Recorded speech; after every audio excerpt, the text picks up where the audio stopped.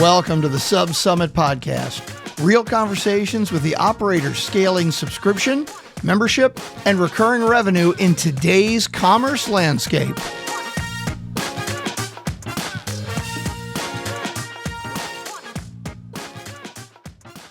All right, we are back to the SubSummit podcast. Welcome. My name is Doug Sandler. So happy to have you here. I'm sitting today with Bolong Li. He's helped lead growth with both Apple and Audible, giving him a unique perspective on how brands expand around the world. As AI makes translation, localization, and content creation faster than ever, Bolong has focused on what still matters most, which is building trust and connecting with customers across many different cultures. On this episode of the SubSummit podcast, he shares how global expansion is changing and where AI is heading and helping the most, and what brands need to understand before entering new markets. Bolong, I'm excited to chat with you. Welcome to the podcast. Thank you for having me. Yeah, my pleasure. This is a really cool environment that we're sitting in today doing this live podcast. Absolutely. So let's talk about it. How has global expansion changed over the last handful of years or so?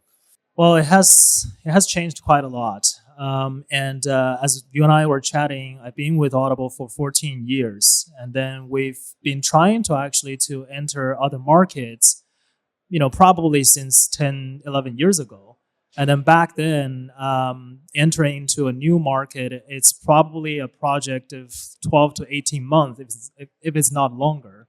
But right now, with all the tools and technology in our hands, we can fairly, confident to basically launch something that is an MVP type of product, at least within probably 8 to 12 weeks. So that's a drastic change in terms of basically the undertaking and then the length of time in terms of preparation.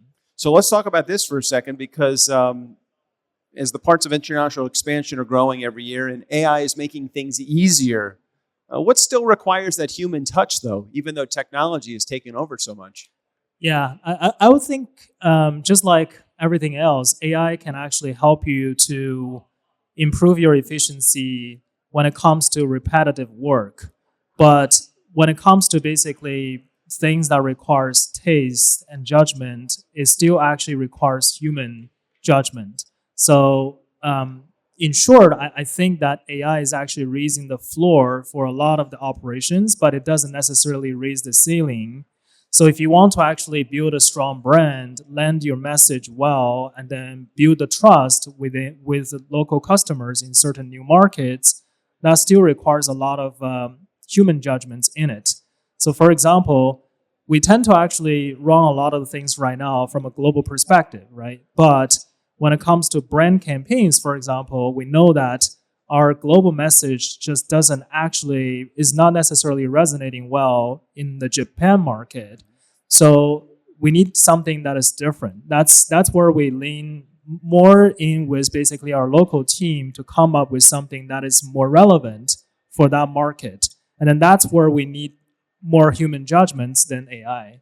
So let's talk about where AI helps the most with global expansion and where does human oversight really still need it. Sounds like localization is important for a human being to stay in touch. Yeah, a lot of I would say, like I mentioned, repetitive work like translation or low risk, low touch creative production, SEO, app store optimization, this type of very tactical things used to require a lot of human beings to do similar things, but you just do it differently in different marketplaces multiple times. Mm-hmm. For this type of tasks, you could actually leverage AI to help you just automate.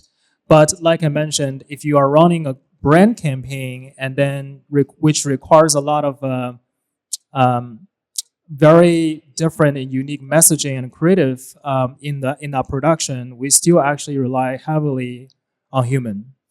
Let's shrink the market down to just the American brands for just a moment and maybe help me understand what American brands maybe misunderstand the most about global consumer behaviors. Yeah. I think there are multiple basically things in this. For one, customers in different marketplaces, they may be using your product or they may use your product to solve very different problems, right? And then their use case may be very, very different as well. So for us, we know that our customers, when they drive to work and commute, they listen to audiobooks and content quite often. But it may not be the case in some Asian countries, right? So they may not actually be driving that much, but they may be using, subway for their commute more. So their needs are going to be very different, right? So for here, we may actually prioritize to improve the in-car experience. But in Asian markets, if you want to actually be more successful, you need to actually look at where they are using your product and then how you can improve that experience more specifically. We're seeing that all the time. Nice. Do U.S. brands overestimate how well their strategies might transfer internationally?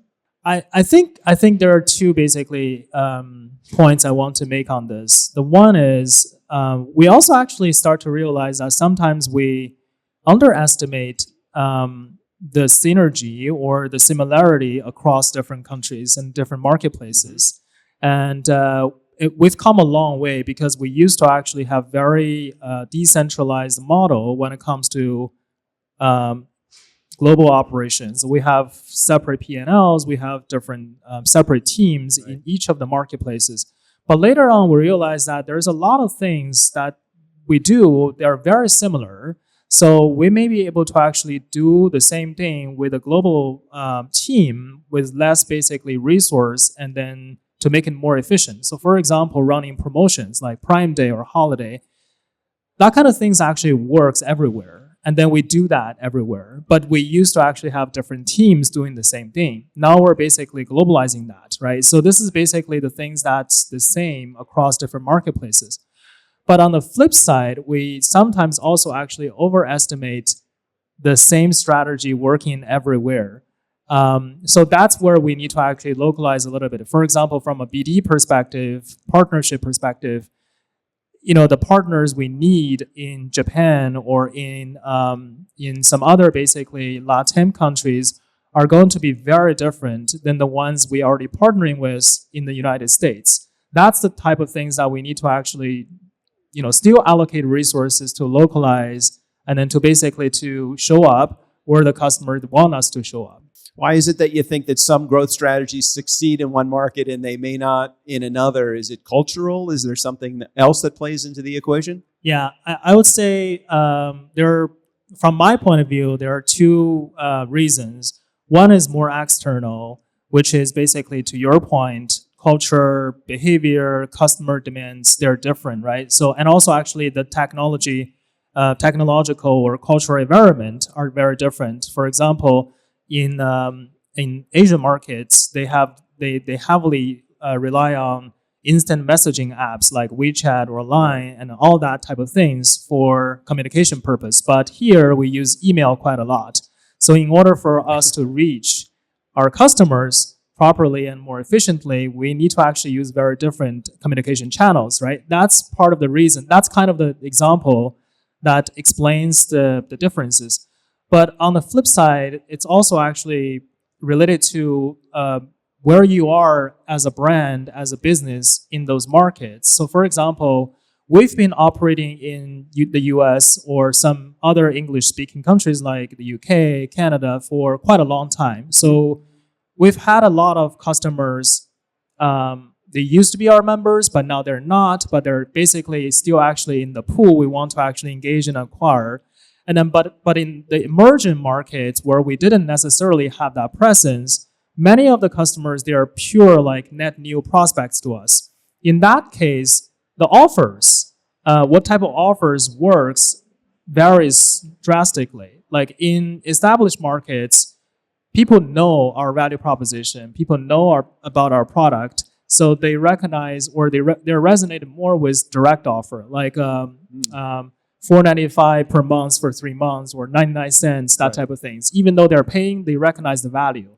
But in emerging markets, because they've never had experience with us, they'd rather have a free trial to basically to get started because it's risk-free. So this is also another reason why your growth strategy needs to, vary based on where you are as a business. What's your experience with consumers outside the U.S., how they discover and trust brands differently than inside the U.S.? I think these are probably relevant to the questions we were actually discussing. I think customers, they may actually transfer their trust differently to a new brand they just engage. So, for example, I know that in China, they tend to actually leverage KOL customers. They tend to actually trust influencers and key opinion leaders more, and then they will follow them. They would actually try to learn more about the new products and new services through those people. And that's why the live streaming is big in China. And then if you want to actually quickly gain customers' trust, you better work with proper KOLs or influencers to endorse your brand so that it's easier for customer to basically to build trust to your brand, because there's a transfer of trust in that. But in the United States, we don't have that, or that's not as big, right? So, and then customer trust more from a more traditional e-commerce lens, because, for example, Amazon has been investing in this space for quite a long time. So the online shopping experience tend to be better and then more seamless, and then you can generally get very premium service from an online shopping perspective. So customers are it's easier for a customer to basically to build a trust with some new basically brands or companies which just basically trying to sell products online, right? So it's very different. You just have to recognize how customers are feeling about a new brand.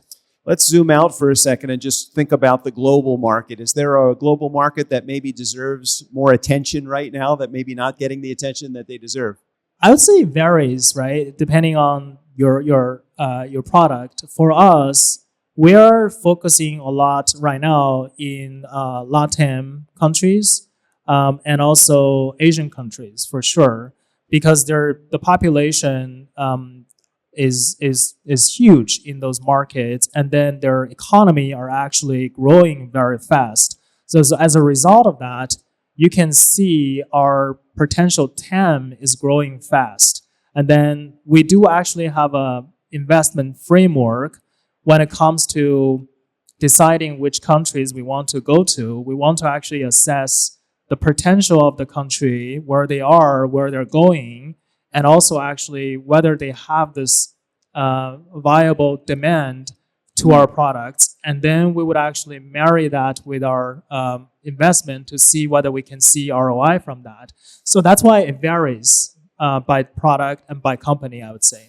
Let's talk about for a moment AI and how brands can use AI for real local relevance instead of just for faster localization. Is there a process or methodology involved? I think we tend to actually talk about leveraging AI to automate a lot of the tasks, campaigns or promotions and all that. I think that's definitely a great way to leverage AI when it comes to global expansion, but AI can also actually help us to gather insights more quickly, and then trying to understand certain markets faster as well. Because, for example, we already have our apps being distributed through Apple and Google in close to 200 countries and regions. And then we do actually have customers from those countries downloading our app, trying our products, but the reviews and the feedback now has been very fragmented. In the past, it'll take us a lot of time to really distill the information and help us to make better decisions on basically where to invest to improve the products. But now with AI, we're able to quickly just scan through all the reviews from Amazon, from Google, from Apple, and then synthesize that, and then basically get the top 3 things we need to fix for certain markets. And then that's a better way to use AI to basically improve customer experience as well. So as it relates to AI and it lowers the barriers to expansion, does cultural understanding become more important, less important? Absolutely. Like I said, basically with AI, the floor is actually rising from operational excellence perspective, right? Because right now, the cost to translate, the cost to basically launch campaigns across marketplaces is much lower now, right? Everybody can do that, but it doesn't necessarily automatically help you to build a better brand, to build that connections with your customers in a more sincere way. That's where we need to actually do more. And then that's where we can really differentiate ourselves as well. What would be your first move if you were expanding a $20 million subscription brand internationally? Rather than basically quickly making a decision on which country to go to, I think the question to ask is, what is your thesis to basically to expand your services to other marketplaces? Do you feel like your product and service has what it takes to basically make the customer's life better in those countries? I'll share basically one example from ourselves, right? Yeah. So for Audible, our approach to enter into new marketplaces, I would say there were three main phases. The phase one was we believe that we had the content, but primarily in English, right? We believe that with that content, with that technology, we're able to service more customers, but in selected countries. That's why we entered into the UK, Canada, and Australia first, because they speak the same language. They can enjoy the same content, very, very similar to the customers here, right? So we're only changing one variable in that, which is which country you are in, but the content, the language, the development, the level of economy development, they're very similar to the US. That was our first step to go global, right? That was successful. And then with that experience, we start to change another variable, which is the language, right? That's when we actually entered Germany, France, Japan, all these countries, but still they have similar economic development, basically from a willingness to pay, from a culture in reading, all that are still very similar, but they speak different languages, which means we need to do a little bit more localization, but still it is one more variable, right? We're not necessarily just going everywhere. So that was step two. And then step three is basically right now, we wanted to enter into markets that are drastically different from where we already operate, like India and LATAM. They have very different willingness to pay, they have very different behaviors, and certainly they speak different languages, things like that.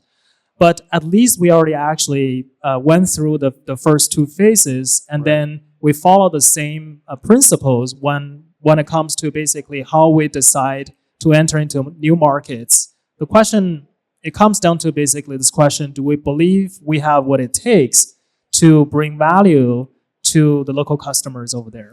Has there been a certain case study or an experience that you've had that has taught you the most about entering a new market? I think I just mentioned India, right? So that was basically one of the examples where I believe I learned quite a lot, because for phase one and phase two in those countries, all we did was basically we were trying to replicate what was successful here from a product construct or offer or pricing perspective, and then just basically enter into new markets. Yes. Those were successful because those countries or marketplaces, they are similar from a willingness to pay perspective and all that, right? But India is a country that is so different from the other countries we have already been operating in. So we did the same thing. We used the same offer construct or plan construct to enter the market, but it didn't actually resonate, right? Because the customer preferences, their behavior, they're so different. Their willingness to pay, the level of that is so different. So now looking back, what it takes goes way beyond basically just replicating what's successful in the United States. We need to redesign our offering. We need to rethink through what matters the most to the customers over there, and then whether they are willing to pay for that type of service. All these fundamental questions needs to be revisited. So that's a good lesson for me and our team to basically to think through, which is we have to actually, like we talked about, we have to actually be mindful about what customers want, and then they may be very different from where we are already operating in. I know it's hard to look down the road 6 months or even a year, but let's have you look in a crystal ball 5 years from now. And what will global expansion look like 5 years from now that would be totally unrealistic to think about even today? Yeah, I think a lot of the newer companies are probably already doing it, which is they were born global. right? So I would imagine that in 5 years, that could become the new BAU, the benchmark, right? So you don't have to actually start from one market like United States or some other marketplace and then figure out what is your expansion plan. You can actually be born as a global company. You can go to market to go to actually the 200 countries or regions all at once, and then hyper individualize or personalize your experience or your offering based on each individual's preferences, rather than basically you're from this market, I'll just give you this market's experience. It can be hyper individualized or personalized. That'll take some time, but I can see with AI's help, we can get there for sure. Nice, nice. And finally, Bolong, I know you came to Kansas City via New York. What's your plan while you're here in Kansas City other than the conference? What do you do to kick back and relax and enjoy? I would definitely enjoy the city and then try some barbecue for sure. There you go. There you go. Well, Bolong, I appreciate you being on the show today. Thanks for course. sharing your message and your inspiration with our SubSummit community. Thanks for being on the show. Thank you for having me.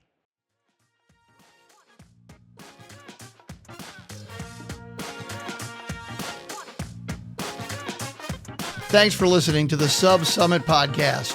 If you want to be in the room with the operators building the next era of subscription and commerce, head to subsummit.com and grab your pass now. Make sure to follow the SubSummit podcast so you don't miss upcoming interviews with the founders, brands, and partners shaping the industry. We'll see you at the crossroads.